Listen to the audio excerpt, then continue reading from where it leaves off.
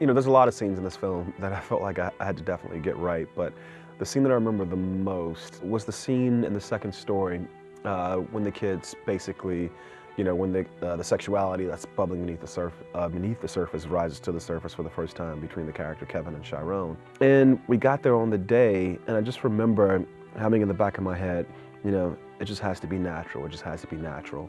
And these beautiful things happen in the shooting of the scene. You know, the two characters are sitting on the sand, and you know, there's nothing in the script about the sand playing a role in the scene. But if you've seen it, you know that the sand becomes like this almost like transformative sort of element, you know, of this moment the characters are sharing.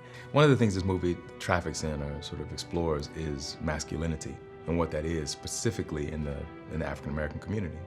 And I felt like, you know, my character is one who at a young age acted out this idea of what he thought masculinity was. But when we meet him, when I'm playing him, he's come to a slightly different place, a more vulnerable place. So it was important to me to enter into all of those scenes with as much heart and listening as closely as I could and just sort of capture that part of him. When I read the Moonlight script, I was moved. Usually whenever I take on any project, I have to be moved. And I cried 2 times because I really empathized with the character, the lead character in particular, Chiron. He reminded me of a little cousin, my nephew. He reminded me of my future son. And when I read the role to read as Teresa, I saw myself in her. To be honest, what helped me to get into the character super quickly was all of the research that I'd done beforehand, because I knew that I was only going to have this very limited time of 3 days on set. You know, I don't smoke, I don't drink, I've certainly never done any alcohol, and I'm playing a crack addict, so.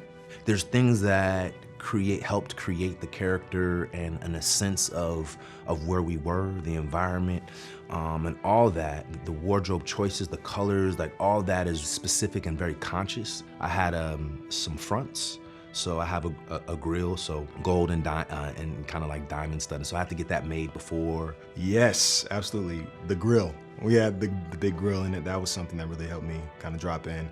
And there was something that I also added that I guess Barry might not even know. I had my barber kind of, I guess, cut a scar on the back of my head that kind of reminded me of something that happened, you know, in a past life that kind of helped me drop into the character as well. For me, this was the first time that I felt like I fell in love with the art of acting, because it's such a truthful experience. It's such a truthful story. This is so many people's story.